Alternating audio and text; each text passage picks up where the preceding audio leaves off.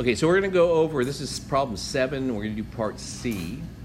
And let's go ahead and look at we're going to read through the problem, right? It's assuming a mole's temperature and pressure is stated above, so that's all the information from above, right? If the following reaction goes to completion, what is the total pressure in the container? And then assume constant temperature and volume. Now, this is a limiting reactant problem, and it states above, right? And by the way, if you have problems with your Pufnerts, you have Pufnert problems, it actually tells you what page to look on in your textbook. So if you do the e-text, you can just go to that page. PV equals nRT? Pufnert? No? No, you never heard it called that? No. Yeah, when you have problems with your Pufnerts, you can look on page 208.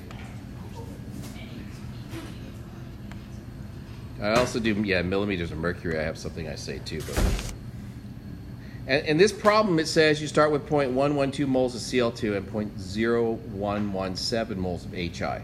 So that's what we're going to start with. And so what I'm going to do is I'm going to say this is 0.112 down here.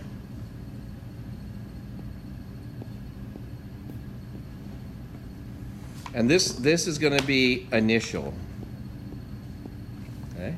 Is that too small or can you see it okay? Yeah, it's okay. And then for HI, what do I have? Right? If you look at the problem, it's 0.117.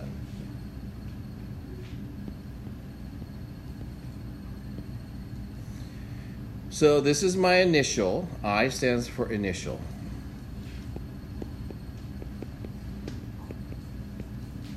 Then we're going to have the change, which will be a C.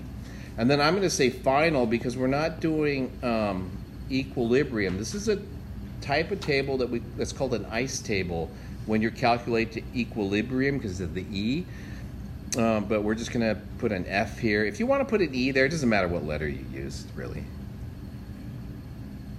So let me ask a question. Looking over here, right?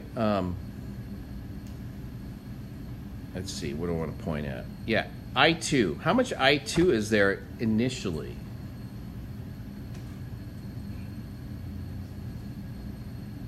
And you read the problem, it just says you start with I2 is a product. So how much I2 should there be at the very beginning? None. Because the reaction, this is initial, right? So yeah, I know. I tell people stuff like that, they're going like, oh, of course. Yeah. It's not obvious. When you first start doing these, it's like, I don't know. They have to tell me what it is. But if they don't tell you, then you assume it's 0. Okay? And then for HCl, same thing, right? The reaction hasn't started. It's initial, so this is going to be 0. And I'm going to put over here, I'm going to put the units moles. So I don't want to write units everywhere. I'm just going to make sure everything is in the same units. I'm going to write the unit one time just to save space. So the next part is a conceptual thing, and I want to talk you through it, okay? In this one, the mole ratio for HI to Cl is what? Cl2 is what? What's the mole ratio? What? For what? For HI to Cl2, what's the mole ratio? 2 to 1, right? Okay, so if I use 1 mole of Cl2, how many moles of HI will get used? 2, right? Because that's the mole ratio. If I do half a mole of Cl2, how much HI will get used? 1. And that's a constant ratio all the time. Try to feel excited. Sorry, I have a non problem. I'm not bored or anything. I just got up really early this morning. So. That's okay. I yawn all the time. I2, if I use, let's make it a little harder, 1 mole of HI, how much I2 will get produced? Half. Right? Just you got to use the mole ratio. How much HCl gets produced? The 1 mole of HI gets used. 1, right? And you notice this will always be constant. No matter what number I put in, they'll always be proportional to each other. So we do this. We're going to... You okay?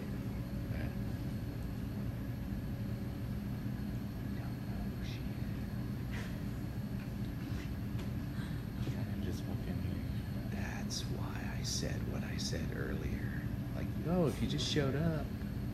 Let me know. I was thinking... she's getting wrong. I don't know. Yeah, I don't know. Anybody know her? I kind of feel bad, but I didn't want to go straight up to her and go, "What are you doing here?" Like if my class is getting really full, that's what I do, because then people just walk away crying. But yeah. It's probably in the wrong room. I hope that's what happened. It's like I showed up in the wrong room today for lecture. For my morning class, I was in a hurry. I walked to the room, started setting up, and I noticed these aren't my students. And I left. I said something like, "Oh, it happens to us too," and I left, and I almost killed myself running to class. But yeah. So okay, back on task, right? So if CL changes by X, how much is HI going to change by? 2X. And I2 is going to change by X, right? And HCl is going to change by 2X. So whatever X is, if I just plug the numbers in, that's how much it's going to be. Okay, gotta be aware though what's going on here. Okay, the Cl2 and the HI are going down, right? Because they're the reactants. We talked about this for kinetics. It's the reactants going down. So there should be negative signs here and positive signs here, because that's the way the reaction is going to go. Now, this is how you do a limiting reactant problem, and it's very straightforward. Okay, in a limiting reactant, what do we say? The limiting reactant does what during the reaction? Remember what we say? It runs out. It goes to 0 is what that means. So I'm going to do this. I'm going to say this is just assume this one goes to 0. Okay, it's not the final. I'm writing below this. It's like a test case. If I assume that goes to 0, then 0 is equal to, right, 0.112 minus x. Because what I did is I took and I added these two together, and that should be equal to the final. So that means x is 0.112. But now what I'm going to do is this. I'm going to say, what if this one goes to 0?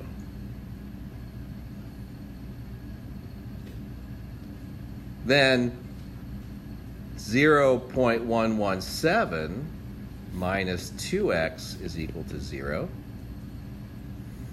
So x is going to come out to be 0.117 divided by 2. And that comes out to 0.0... Is it 117? Yeah, it's 117. What is that? 5, 8, 5? Somebody have a calculator want to check me on that? I have a phone you later.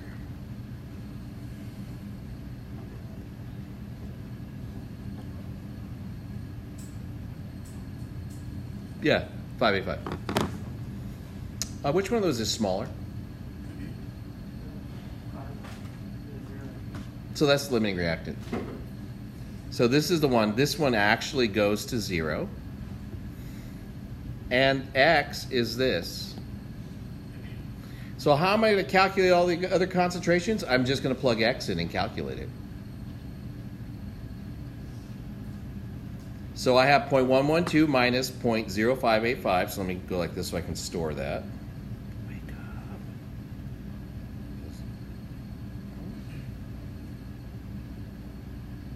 Why does my phone hate me?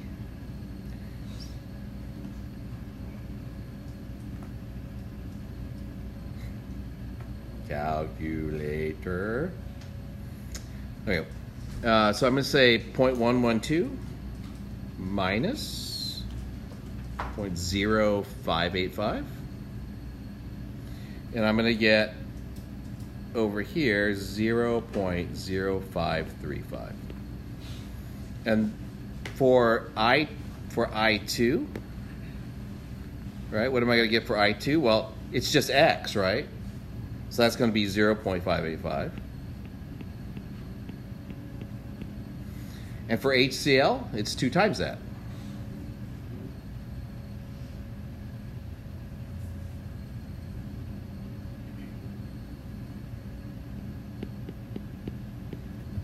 It's equal to that. So at the end, assuming this is a limiting reactant problem, these are my moles of products, right? And these are the moles of reactant that's left.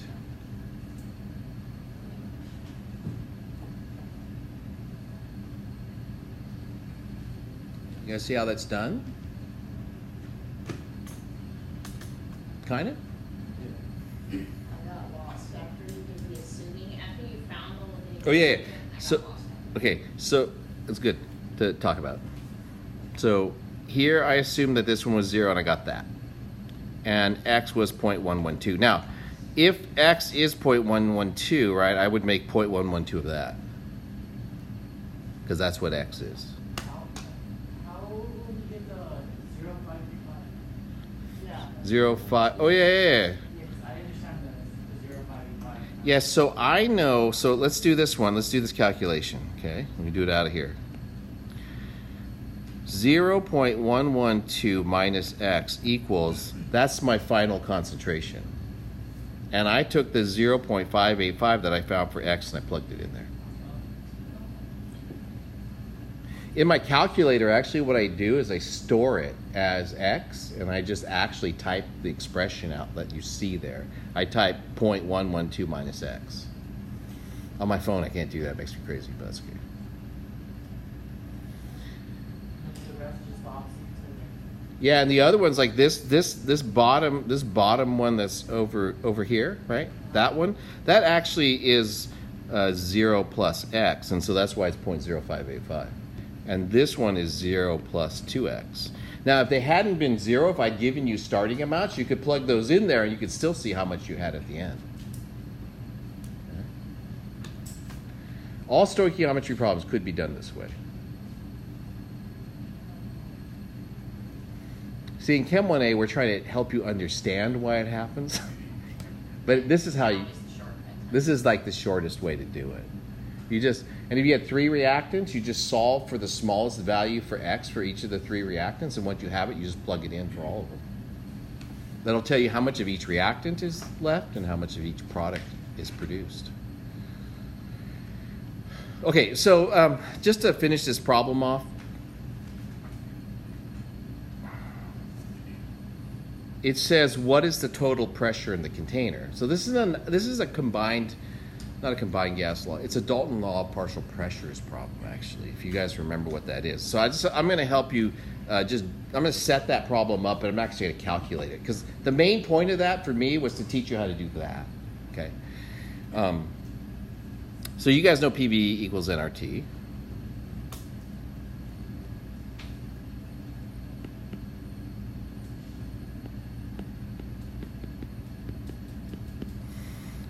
Dalton's law of partial pressures allows us to use the idea that this is total moles of gas.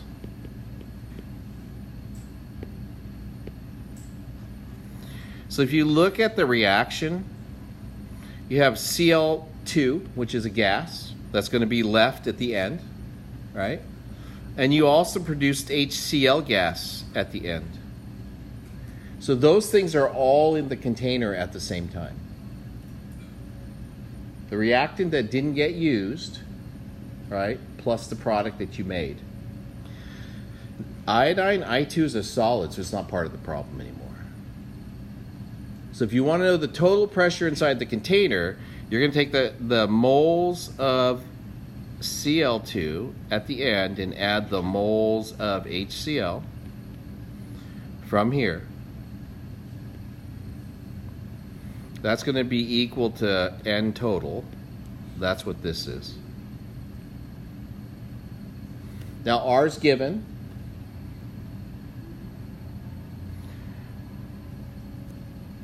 I'm just going to write it at the top of the problem.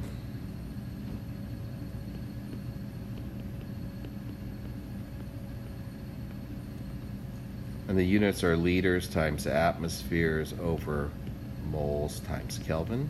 Temperature's here. And the volume's here. I don't know why there's a blue box on the screen there, but I must have touched something. So this is your volume. This is your temperature. This is your moles. And you're calculating pressure, so now you just have to solve for P and plug everything else in. I don't remember what the answer is, but I'll tell you later because I have it on a key, and if I go to get it now, I have to get out of all this stuff. All right, you guys see how to do that? There's another stoichiometry problem. It's the one right after this or the one right before this that you can use the same technique on. Determining a limiting reactant. Okay, questions? All right, go ahead. So for N total, it's just the moles of Cl2. Cl2 and HCl. Yeah, so it's going to be 0.0535 plus 0.117. Just making sure. Yeah. Yeah. All right. Good. I'm going to stop the recording.